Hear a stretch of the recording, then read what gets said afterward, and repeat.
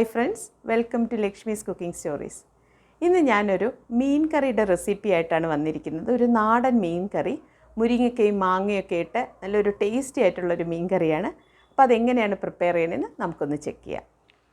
നമുക്ക് മീൻ കറി ഉണ്ടാക്കി തുടങ്ങാം. ഇവിടെ ചട്ടി വെച്ചിട്ടുണ്ട് ഞാൻ. ചട്ടി ചൂടായി. നമുക്ക് അതിലേക്ക് ഒരു 2 ടേബിൾ സ്പൂൺ വെളിച്ചെണ്ണ ഒഴിച്ചു കൊടുക്കാം. എണ്ണ ചൂടായി കഴിയുമ്പോൾ നമുക്കതിലേക്ക് ഒരു 1/4 ടീസ്പൂൺ കടുകും ഉലുവയും കൂടെ ആഡ് ചെയ്യാം. രണ്ടും 1/4 ടീസ്പൂൺ വീതം.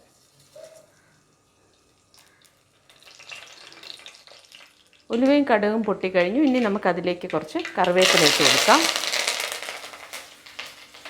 ഇനി അതിലേക്ക് ഒരു ടീസ്പൂൺ ചെറുതായി നുറുക്കിയ ഇഞ്ചി ചേർത്ത് കൊടുക്കുകയാണ്. ഇത് ചെറുതായിട്ടൊന്ന് നമുക്ക് ഇളക്കി കൊടുക്കാം.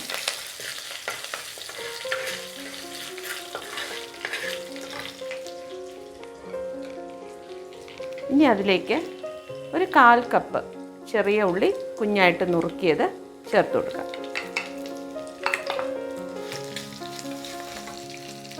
ഫ്ലെയിം മീഡിയത്തിൽ വയ്ക്കാം.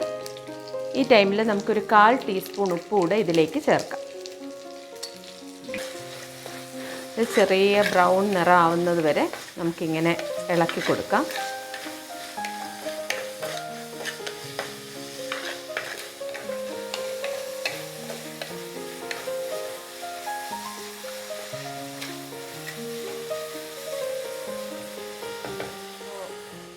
ഉള്ളി നന്നായി വഴണ്ടി കിട്ടിയിട്ടുണ്ട്. ഈ ടൈമിൽ ഫ്ലെയിം വളരെ ലോയിലേക്ക് മാറ്റിയതിന് ശേഷം അതിലേക്ക് നമുക്ക് മസാല എല്ലാം ആഡ് ചെയ്ത് കൊടുക്കാം. ആ ടൈമിൽ ഫ്ലെയിം ലോ ആക്കിയില്ലെങ്കിൽ മസാലയൊക്കെ ബേൺ ആയി പോവും. അതിൽ ആഡ് ചെയ്യേണ്ട മസാലകൾ ഏതൊക്കെയെന്ന് പറഞ്ഞാൽ ഒരു 1/4 ടീസ്പൂൺ മഞ്ഞൾപ്പൊടി, 2 teaspoon Kashmiri chilli powder, 2 teaspoon മല്ലിപ്പൊടി.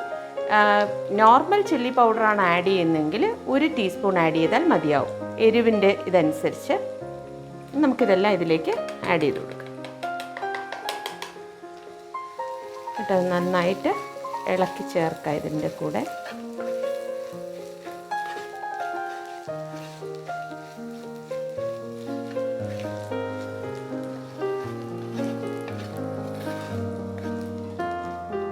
ഇനി നമുക്കിതിലേക്ക് 1 കപ്പ് വെള്ളം ആഡ് ചെയ്ത് കൊടുക്കാം.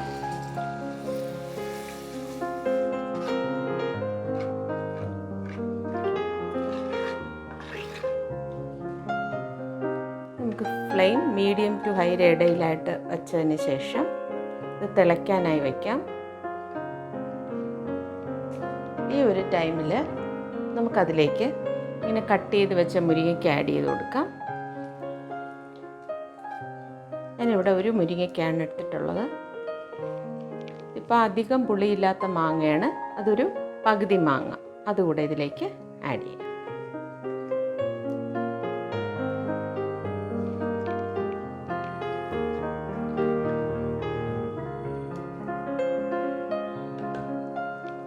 ഇതിനോടൊപ്പം തന്നെ ഞാനിവിടെ ഒരു 3 തൊണ്ടൻ മുളക് എടുത്തിട്ടുണ്ട്. അതുകൂടെ ഇതിലേക്ക് ആഡ് ചെയ്ത് കൊടുക്കാം. ഇതെല്ലാം ഒന്ന് ചെറുതായിട്ടൊന്ന് ഇളക്കി വയ്ക്കാം. ഇതൊന്ന് തിളയ്ക്കട്ടെ. തിളച്ചതിന് ശേഷം വേണം നമ്മളിതിലേക്ക് മീനിടാനായിട്ട്.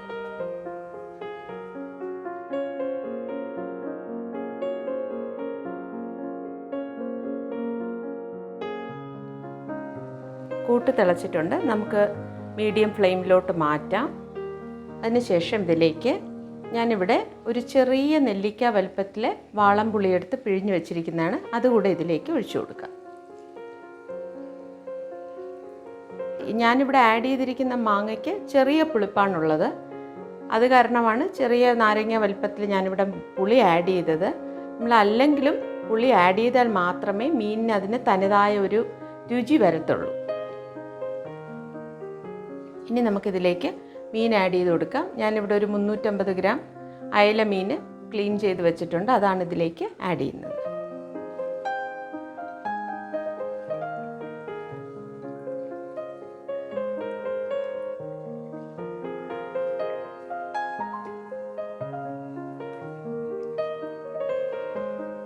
ഏത് മീൻ വേണോ ഇതിന് നമുക്ക് ഉപയോഗിക്കാം. ഞാനിപ്പം അയലയാണ് ഉപയോഗിക്കുന്നത്. നമുക്ക് പതിയെ ഇതൊന്ന് ഇളക്കി കൊടുക്കാം.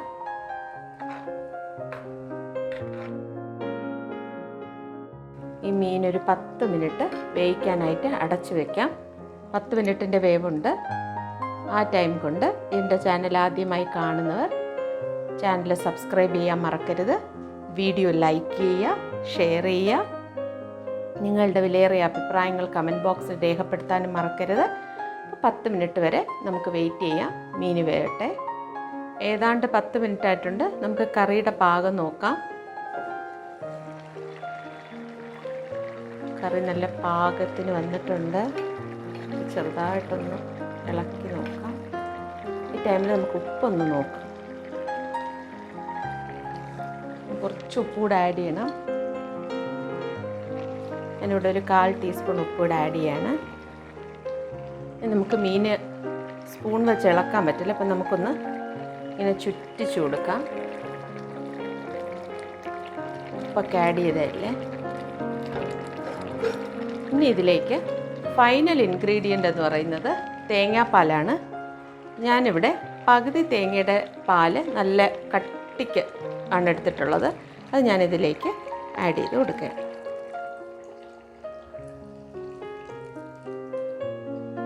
നല്ല തിക്ക് പാലായിരിക്കണം.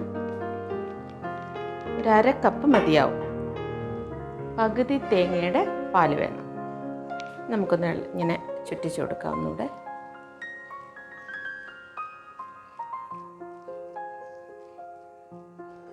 ഒരു 2 മിനിറ്റ് ഒന്ന് തിള വരാനായിട്ട് വെയിറ്റ് ചെയ്യാം. മീനിന് തിള വന്ന് തുടങ്ങി.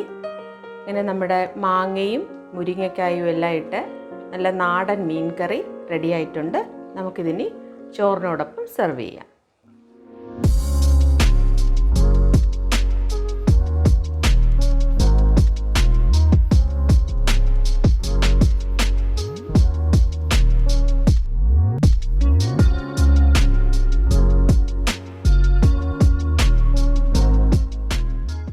ഇന്നത്തെ നാടൻ മീൻ കറിയുടെ റെസിപ്പി എല്ലാവരും കണ്ടല്ലോ.